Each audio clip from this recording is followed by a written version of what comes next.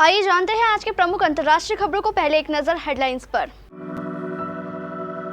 कौन है किरण चौधरी? दिल्ली से एमएलए फिर हरियाणा में मंत्री बनकर आगे बढ़ाई पूर्व सीएम बंसीलाल की विरासत।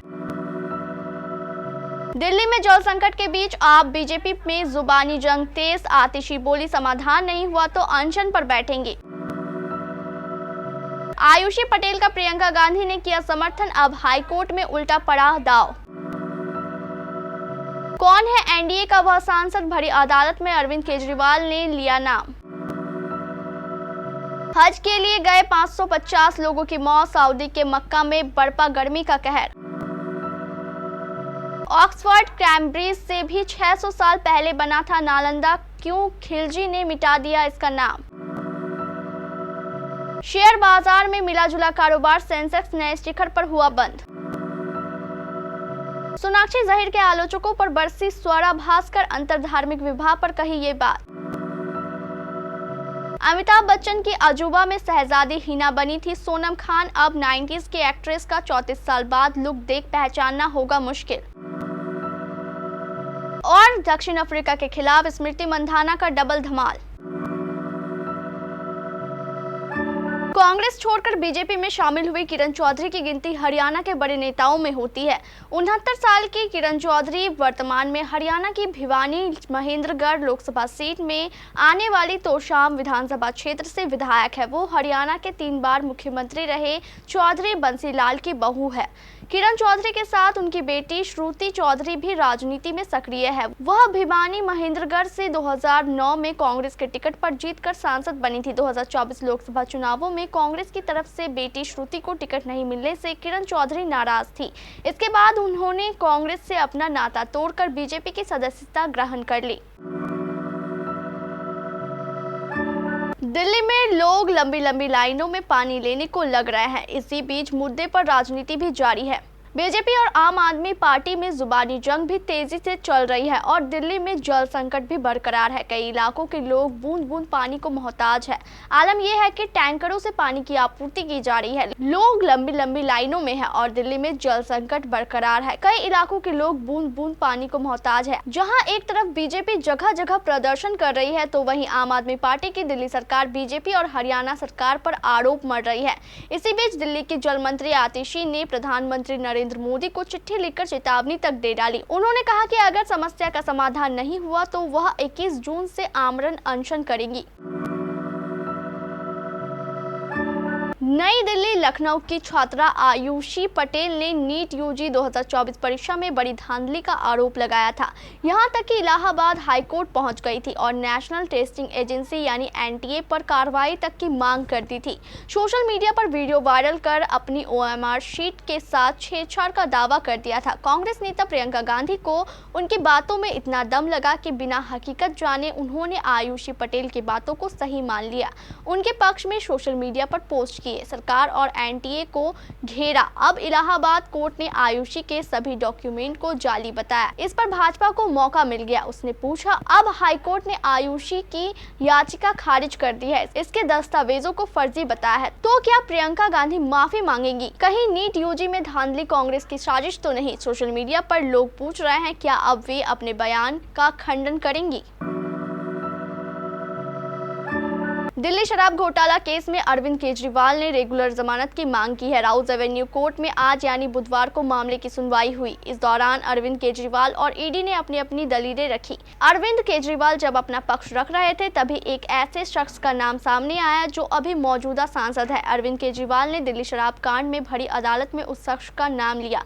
वह शख्स है मंगूटा रेड्डी। लोकसभा चुनाव 2024 में मंगूटा रेड्डी टीडीपी के टिकट पर चुनाव लड़कर संसद पहुंचे हैं। चंद्रबाबू नायडू की टीडीपी अभी एनडीए का हिस्सा है। दरअसल जब केजरीवाल अदालत से ईडी की शिकायत कर रहे थे तभी मंगूटा रेड्डी का जिक्र किया गया। अरविंद केजरीवाल की ओर से पेश वकील विक्रम चौधरी ने अदालत से कहा, मंगूटा रेड्डी ने अपने बयान में कहा है कि दिल्ली शराब नीति के सिलसिले में मुझसे नहीं मिले। बाद में उन्होंने मेरे बारे में उल्टा बयान दिया। फिर उनके बेटे को अंतरिम जमानत मिल गई। बाद में उन्हें माफी भी मिल गई। इसके बाद में मंगूटा रेड्डी टीडीपी के टिकट पर चुनाव लड़ते हैं और अब सत्तारूढ़ एनडीए गठबंधन का हिस्सा है। इससे पहले अरविंद केजरीवाल ने राघव मंगूटा का जिक्र किया था। राघव मंगूटा रेड्डी के बेटे हैं। नालंदा विश्वविद्यालय करीब 800 साल के लंबे इंतजार के बाद पुराने स्वरूप में लौट रहा है। प्रधानमंत्री नरेंद्र मोदी ने नालंदा विश्वविद्यालय के नवीन परिसर का उद्घाटन कर दिया है। नए कैंपस के उद्घाटन की खबरों और नई तस्वीरों के बीच इसके इतिहास की भी बात की जा रही है। दरअसल दुनिया का पहला आवासीय विश्वविद्यालय नालंदा अपने साथ इतना प्राचीन इतिहास समेटे हुए है जिसे लेकर कई किताबें लिखी गई है। कहा जाता है कि जब दुनिया में विश्वविद्यालय बनना शुरू हुए थे उस वक्त नालंदा कई 100 सालों की अपनी लेगेसी बना चुका था। सऊदी अरब के मक्का में हज के लिए गए 550 से ज्यादा अधिक लोगों की मौत हो गई है। मंगलवार को राजनयिकों ने बताया कि इस साल पड़ रही भयंकर गर्मी के कारण ये मौतें हुई है। मरने वाले में सबसे अधिक 323 मिस्र के नागरिक बताए जा रहे हैं। समाचार एजेंसी AFP से बात करते हुए 2 अरब राजनयिकों ने बताया कि अधिकांश मौतों की वजह गर्मी है। एक राजनयिक ने कहा, मिस्र के सभी लोगों के मारे जाने की वजह गर्मी है। बस एक मिस्रवासी की मौत भीड़ की वजह से हुई है। अधिक भीड़ की वजह से उसे गंभीर चोटें लगी और मौत हो गई। उन्होंने कहा कि मक्का के नजदीक एक अस्पताल के मुर्दाघर से मरने वालों का आंकड़ा सामने आया है।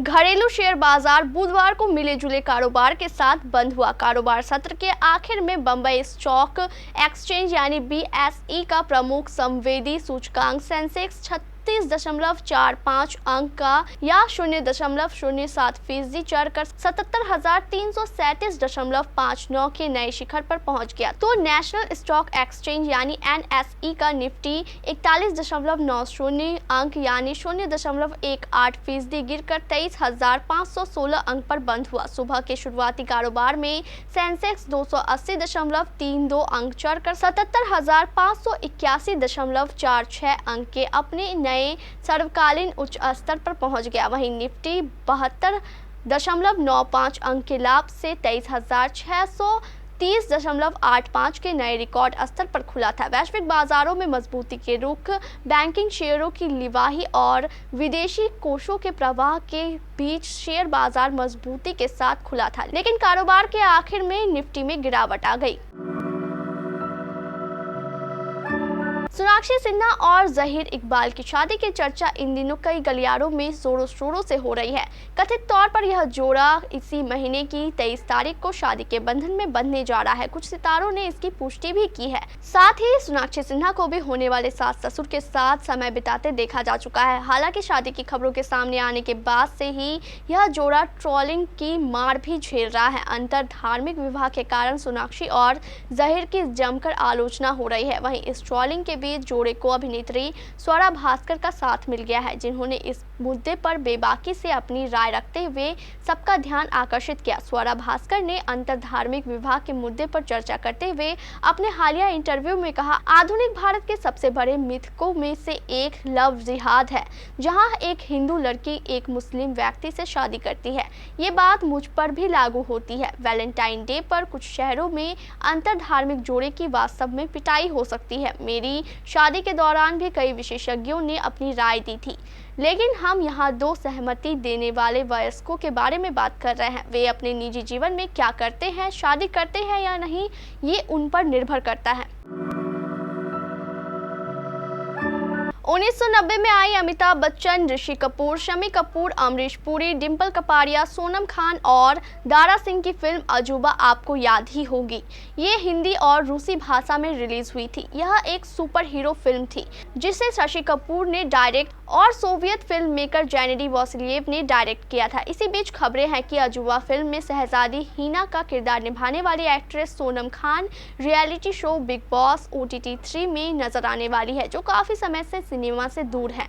इन 34 साल में एक्ट्रेस का लुक पूरा बदल चुका है। सोनम खान भारतीय अदाकारा और पूर्व मॉडल रह चुकी है, जिन्होंने बॉलीवुड और तेलुगु सिनेमा पर काम किया है।